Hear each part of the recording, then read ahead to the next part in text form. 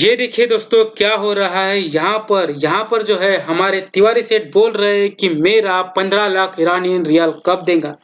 तो जो है हमारे ईरानी सेठ हमारे कचरा सेठ बोल रहे हैं कि 150 तमन मिलेगा तुमको, 150 तमन मिलेगा तुमको। और अगर ये दोनों लॉजिकली सही है तो वो कैसे सही है और क्या हेरा फेरी हुई है यहाँ पर जानने के लिए देखिए इस वीडियो को अंत तक। जय हिंद दोस्तों, स्वागत करता हूं आप सभी का नॉलेज की इस मधुशाला में। मैं श्रीनिवास पंदगुल और बिना देरी किए आज की इस वीडियो को हम शुरू कर देते हैं। तो देखिए दोस्तों यहाँ पर क्या हुआ, ईरान ने अपनी जो है वो करेंसी चेंज कर दी थी। अब करेंसी जो थी उनकी पहले थी रियाल और अब उन्होंने उसको चेंज करके कर दिया है तोमाय। तो अगर आप सिर्फ क्या हुआ है और किस वजह से यहाँ पर कॉन्फ्लिक्ट हो रहा था ये जानने के लिए आए थे, तो अब मैंने आपको ये बता दिया है कि क्या कॉन्फ्लिक्ट हुआ था, यहाँ पर करेंसी का चेंज हुआ था। और आप इस वीडियो को क्विट कर सकते हो अगर आपको सिर्फ इतना जानना था तो। मगर आपको अगर जानना था कि ऐसा क्या रीजन हुआ था कि एक देश को, ईरान जैसे एक बड़े देश को अपनी करेंसी जो है वो यहाँ पर चेंज करनी पड़ रही है, क्या उसके रीजंस थे और क्या उसके इम्पैक्ट्स होंगे आने वाले दिनों में उनकी इकोनॉमी पर, और कहाँ तक ये डिसीजन सही था। तो ये सब जानने के लिए वीडियो को अंत तक देखते रहिए। तो कहानी को हम शुरू से शुरू करते हैं दोस्तों। पहला रीजन था यहाँ पर इकोनॉमिक मिसमैनेजमेंट का। ठीक है, अब इकोनॉमिक मिसमैनेजमेंट क्या होता है कि आपकी जो करेंसी है उसकी वैल्यू, करेंसी की वैल्यू जो है वो यहाँ पर गिर जाती है और इतनी ज्यादा गिर जाती है कि आपको करेंसी चेंज करनी पड़ सकती है। इसी को हम एक पिक्चराइज वे में देखने की कोशिश करेंगे कि कैसा करेंसी की वैल्यू यहाँ पर जो है वो डेप्रिकेट होती है, इतनी ज्यादा डेप्रिकेट होती है कि आपको वो करेंसी चेंज करनी पड़े। ठीक है, तो करेंसी की डेप्रिकेशन हम यहाँ पर देखेंगे। तो अब हम बात करते हैं 2008 की। ठीक है, 10 या 12 साल पहले की हम बात करेंगे। यहाँ पर 1 रुपया जो था हमारे देश में, उससे हम 4 चॉकलेट बाय कर सकते थे, 4 चॉकलेट हम उससे ले सकते थे। अब 2020 में अगर आप देखोगे तो हम उसी 1 रुपए से सिर्फ 2 चॉकलेट खरीदी कर सकते हैं, सिर्फ 2 चॉकलेट हम ले सकते हैं। अब यहाँ पर क्या हम ये बोलेंगे कि प्राइस जो है वो चॉकलेट का बढ़ गया है? ठीक है, यहाँ पर चॉकलेट का प्राइस बढ़ा नहीं है। ठीक है, यहाँ पर क्या हुआ है, हमारा जो 1 रुपया था यहाँ पर उसकी बाइंग कैपेसिटी थी, मतलब खरीदी करने की क्षमता जो थी वो यहाँ पर पहले 4 चॉकलेट की थी और अब वो क्षमता हो चुकी है 2 चॉकलेट पर। तो जो है वहां पर उसकी बाइंग कैपेसिटी जो है वो यहाँ पर कम हो चुकी है। ठीक है, इसी बाइंग कैपेसिटी को हम बोलेंगे खरीदी करने की क्षमता, इसी को हम बोलेंगे करेंसी की वैल्यू।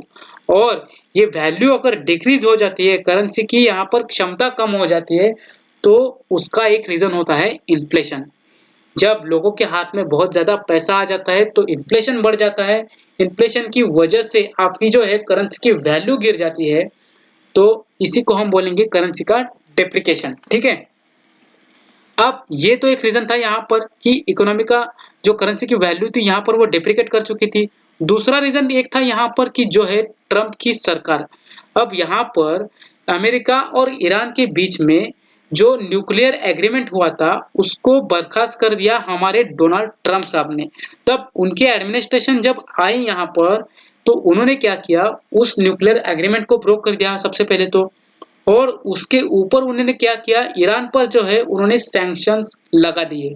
ठीक है, तो पहले भी ईरान पर सैंक्शंस हुआ करते थे, वो निकाले चुके थे। मगर इन्होंने जब यहाँ पर इनकी यहाँ पर सरकार आई तो इन्होंने क्या किया, इसको री इम्पोज कर दिया सैंक्शंस को। कहाँ पर?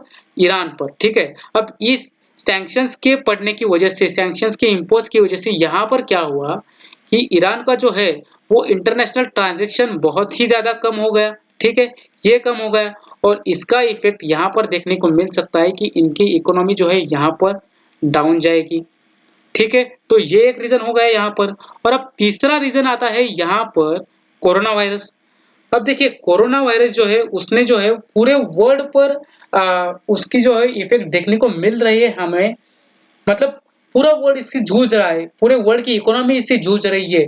इकोनॉमिक स्लो डाउन या फिर रिसेशन आने की कगार पर हम खड़े हैं। मगर भाई इतना भी क्या कि आपको करेंसी चेंज करनी पड़ रही है। तो इसको जानने के लिए हम देखेंगे यहाँ पर कि ईरान जो है वो एक गल्फ कंट्री है, ठीक है। अब गल्फ कंट्री जो है उनका इकोनॉमी जो होता है वो बहुत ही ज़्यादा डिपेंड होता है मेजर तरीके से ऑयल के इंपोर्ट और एक्सपोर्ट पर, ठीक है। अब इंपोर्ट तो ये लोग करते नहीं, ये एक्सपोर्ट ही करते हैं। तो ऑयल जितना ज़्यादा उसके प्राइसेस बढ़ेंगे, जितना ज़्यादा उनका एक्सपोर्ट होगा, उतनी ही ज़्यादा उनकी इकोनॉमी जो है वो बढ़ेगी। मगर अब कोरोना वायरस की वजह से पूरे के पूरे वर्ल्ड में तकरीबन लॉकडाउन की परिस्थिति आ चुकी है। अब लॉकडाउन में आप जो है वो व्हीकल नए बाय भी नहीं करोगे और जो भी आपके व्हीकल्स है वो चलाओगे भी नहीं। बहुत ज़्यादा उनकी चलाना आपका कम हो जाएगा, आपका टूरिज्म है वो कम हो जाएगा और ट्रांसपोर्ट जो है वो भी कम हो जाएगा।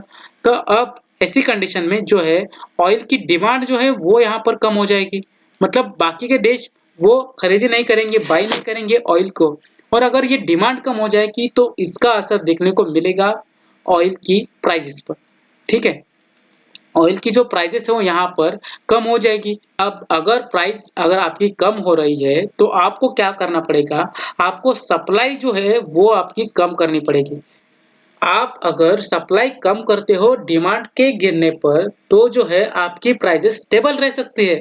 मगर यहाँ पर क्या हुआ, डिमांड तो यहाँ पर गिर गई और आपने सप्लाई जो है वहाँ पर बढ़ा दी।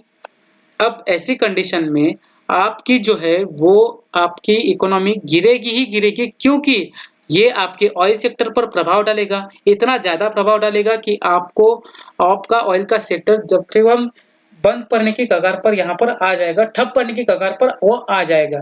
अब ये तो रीजंस थे कि क्यों यहाँ पर जो है ईरान को अपनी इकोनॉमी मतलब करेंसी जो है वो उनको चेंज करनी पड़ रही है।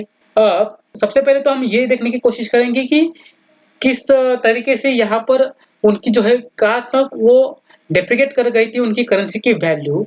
तो अब देखिए यहाँ पर 4 मई 2020 को जब उन्होंने अपनी करेंसी चेंज कर दी, तब उस दिन उनका करेंसी का वैल्यू था यहाँ पर $1 इज इक्वल टू 1,56,000 रियाल। अब देखिए यहाँ पर हमारे देश की जो करेंसी है वो है $1 इज इक्वल टू 75 रुपए, ठीक है।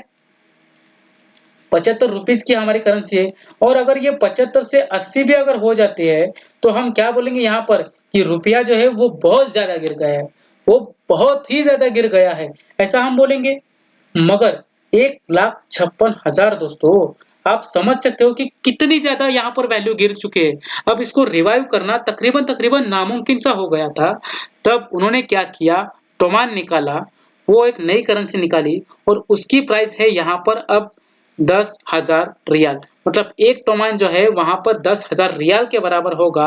और इसी कैलकुलेशन से हम अगर देखेंगे तो $1 जो है अब यहाँ पर होगा 15 पॉइंट, ये जो है यहाँ पर 15.6 टोमान के बराबर यहाँ पर होगा, ठीक है। मतलब $1 15.6 टोमान यहाँ पर उसकी वैल्यू अब होगी। अब यहाँ पर इकोनॉमिस्ट से जब पूछा गया था कि कहाँ तक ये डिसीजन आपको सही लगता है, तो उन्होंने क्या किया, उन्होंने यहाँ पर बोला कि देखो यहाँ पर यूरोपियन कंट्रीज में ये पहले भी हो चुका है कि आपको अपनी करेंसी चेंज करनी पड़ रही है। मगर ये कब सही होता है कि आपके जो इकोनॉमी के बाकी के फैक्टर्स है, यहाँ पर बहुत सारे फैक्टर्स होते हैं। आपकी करेंसी होती है, आपका इंपोर्ट एक्सपोर्ट होता है, ठीक है, आपका बैंकिंग सेक्टर होता है और उसके भी आपका जो भी डोमेस्टिक मार्केट है वो होता है आपका, ठीक है। तो ये अगर आपके फैक्टर्स सही चल रहे हैं और अगर सही नहीं चल रहे हैं तो आपको इन फैक्टर्स को पहले सुधारना पड़ेगा, इनको सबसे पहले अपनी पटरी पर लाना पड़ेगा।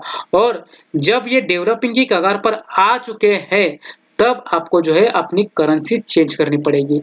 मगर यहाँ पर ईरान ने जो है उसका उल्टा कर दिया। उन्होंने जो है इस पर ध्यान ही नहीं दिया और उन्होंने सीधा का सीधा जो है अपनी करेंसी यहाँ पर चेंज कर दी। अब अगर डाउन जा रहे हैं ये फैक्टर्स, तो जो इसका ऑब्वियस सा इफेक्ट यहाँ पर देखने को मिल सकता है कि न्यू करेंसी जो आपकी टोमान है वो भी यहाँ पर गिर जाएगी, क्योंकि ये जो फैक्टर्स है इसको सपोर्ट नहीं कर रहे थे, ठीक है। रियाल भी आप पहले अच्छा ही था, मगर इन्होंने यहाँ पर इन फैक्टर्स ने उसको सपोर्ट नहीं किया, इसी वजह से उसकी वैल्यू जो है वो यहाँ पर गिर गई। अब अगर ये यहाँ पर कंटिन्यूअसली चलता रहा, ये अगर फैक्टर्स उसको सपोर्ट नहीं करेंगे, तो ऑब्वियस सी बात है कि यहाँ पर टोमैन की भी वैल्यू गिर जाएगी। ठीक है, तो आने वाले समय में ही हमको पता चल जाएगा कि यहाँ पर कहाँ तक जो है ये डिसीजन सही था, किस तरीके से ईरान जो है वो अपनी नई करेंसी को संभालने की कोशिश करता है। तो मुझे उम्मीद है कि आपको ये वीडियो पसंद आ चुका होगा, आपको समझ आ चुका होगा, और अगर समझ में आ चुका है तो आप वीडियो को एक थम्स अप दे दीजिए और शेयर कीजिए इस वीडियो को जितना हो सके। मिलते हैं हम अगले वीडियो में, तब तक के लिए जय हिंद।